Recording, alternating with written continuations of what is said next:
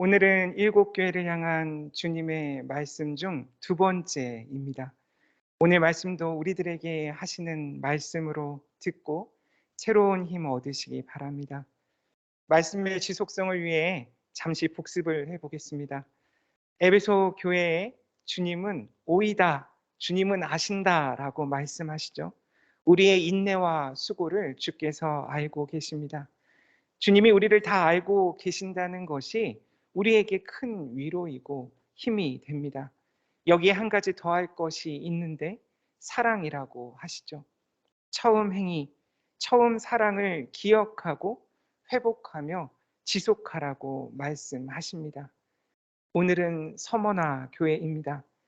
에베소 북쪽에 위치한 서머나는 로마에 충성하는 도시였어요. 황제 숭배에 가장 적극적인 도시였기 때문에 여러 혜택과 경제적 지원이 있었습니다. 그렇지만 황제가 아닌 주님께 충성하는 그리스도인들에게는 힘든 환경이었죠. 더구나 유대인들도 많이 거주하였기에 그리스도인들에게는 더 좋지 않은 여건이었습니다. 예를 들어 바울의 경우에 동족인 유대인들의 저항을 크게 받았었죠.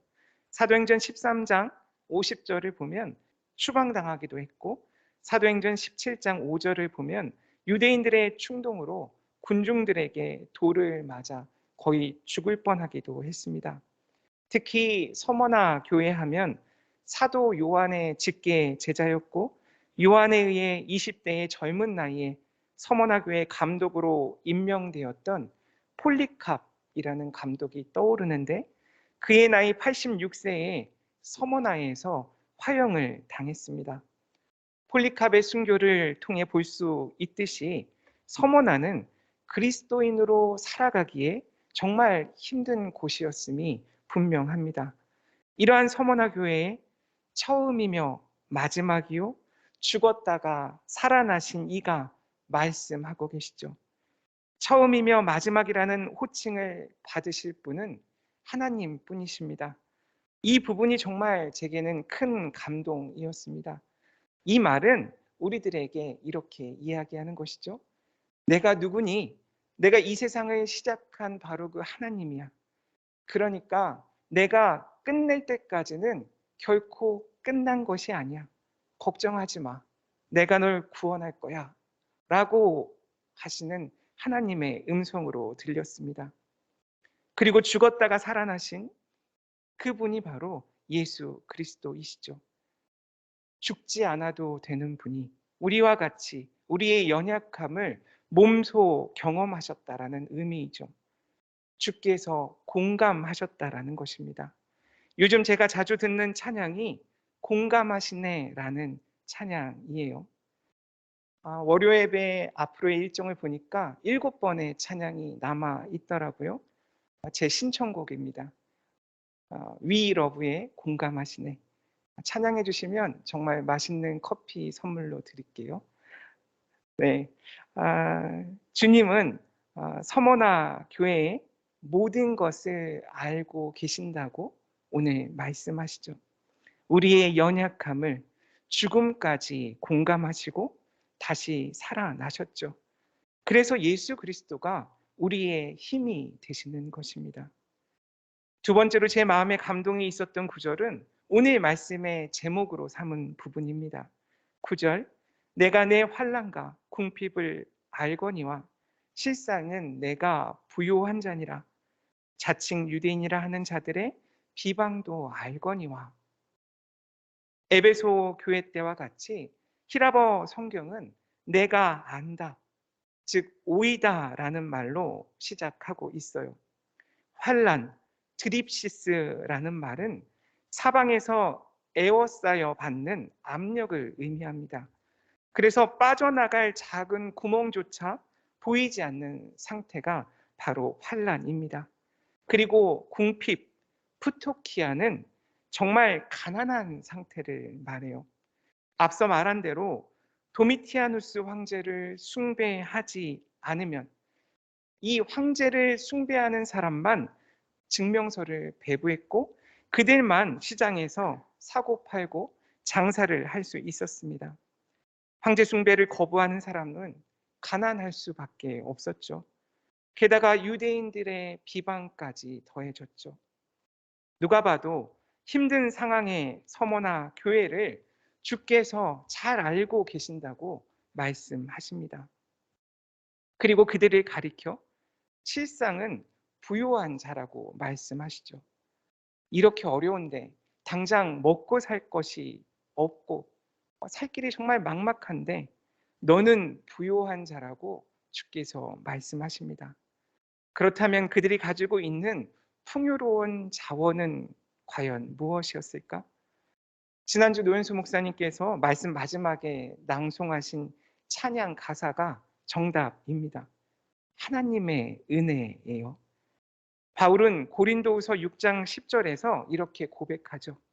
근심하는 자 같으나 항상 기뻐하고 가난한 자 같으나 많은 사람을 부유하게 하고 아무것도 없는 자 같으나 모든 것을 가진 자로다 라고 고린도 교회를 향해 고백하고 있습니다.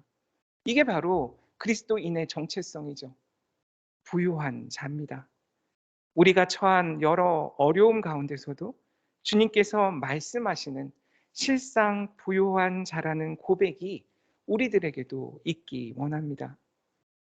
이와 같이 하나님의 은혜로 부요한 서머나 교회에 주님은 세 가지 권면을 하고 계시죠. 첫째는 고난을 두려워하지 말라입니다. 둘째, 10일 동안, 즉 단기간에 환난은 끝난다. 금방 끝난다. 이렇게 말씀하시죠. 마지막으로 죽도록 충성하라입니다.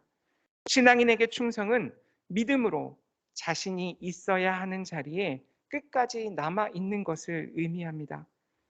우리들에게 충성은 우리에게 맡기신, 즉 우리 대학에서 저마다 맡은 일을 하나님의 일이라 고백하면서 마땅히 감당하는, 견뎌내는 것을 의미합니다.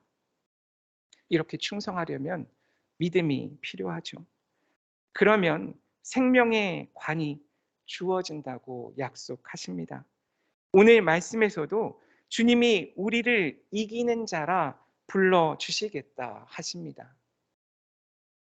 지난주에 우연히 3초 만에 두뇌를 속여서 최대치의 능력을 끌어내는 법이라는 유튜브 영상을 접하게 됐습니다.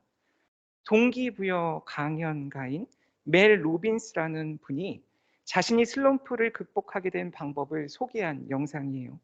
정말 쉽고 간단한 동작으로 하루를 바꾸고 인생까지 바꿀 수 있다고 그분은 말합니다. 이분은 자신의 인생에 있어서 최악의 상황을 겪고 있었다고 해요.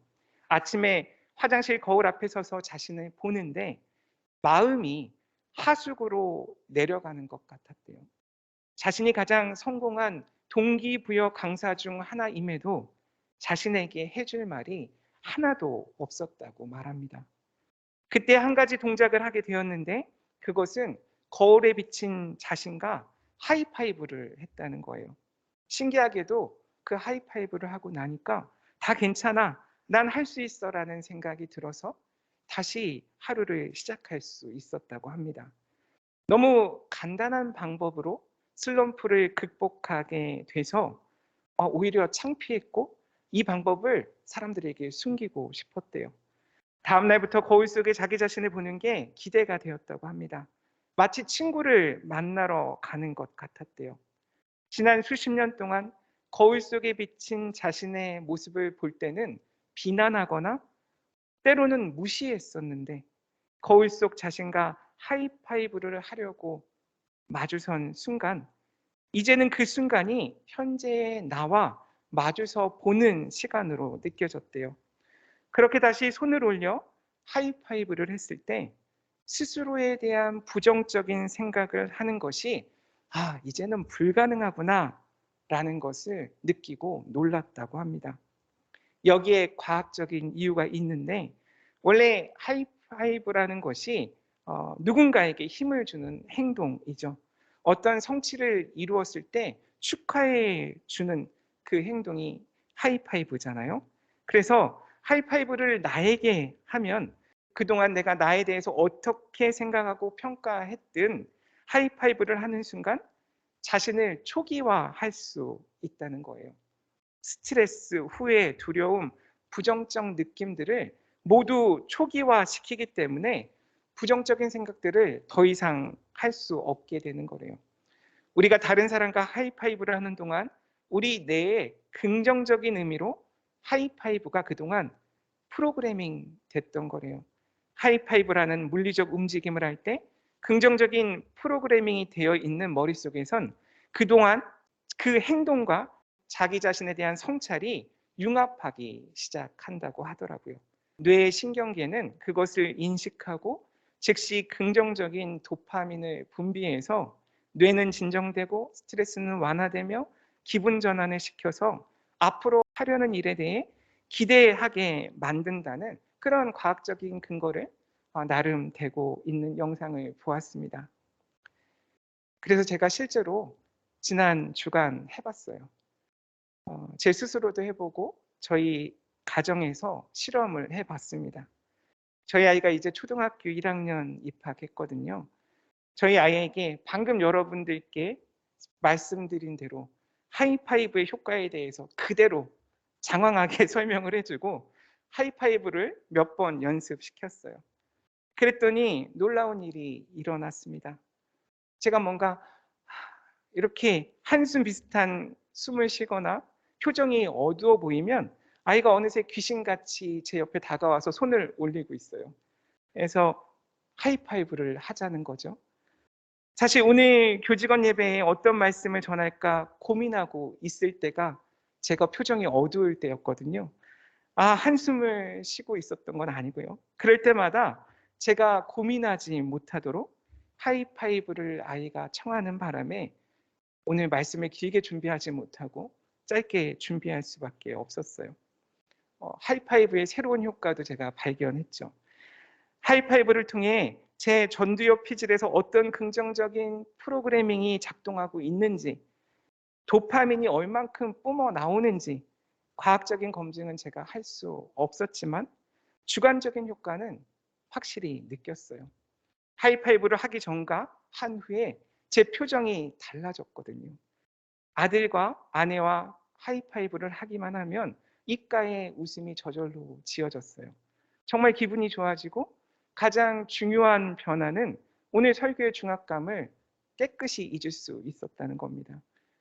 방금 예배 전에도 제가 제 방 거울을 보면서 하이파이브를 하고 왔거든요. 그지같이 설교해도 난 괜찮다라는 그 마음 때문에 지금 너무 마음이 편안합니다. 오늘 말씀은 2022년도판 환난과 궁핍을 겪고 있는 우리들에게 주님께서 하이파이브를 청하고 있는 말씀이에요. 두려워하지 말라고 하시죠. 실상 너는 부유하다고 하십니다. 왜냐하면 우리가 받은 하나님의 은혜가 엄청나기 때문입니다. 주님과의 하이파이브, 너무 잘 알고 있듯이 말씀을 묵상하는 거예요. 기도하는 거예요.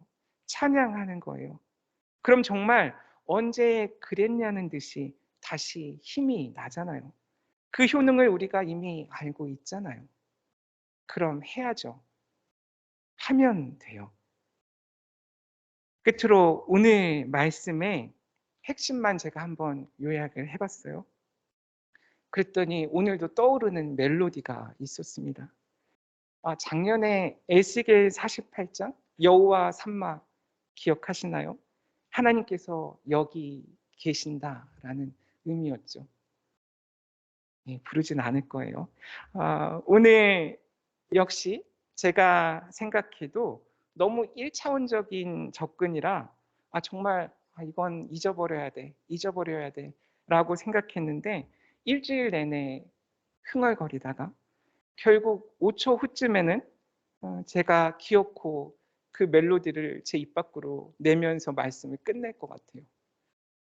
제목 서머나입니다. 예상이 되시죠? 서머나 서머나 두려워 마세요. 실상은 당신 부요한 자예요. 서머나 서머나 두려워 마세요. 죽도록 주께 충성하며 사세요. 아멘.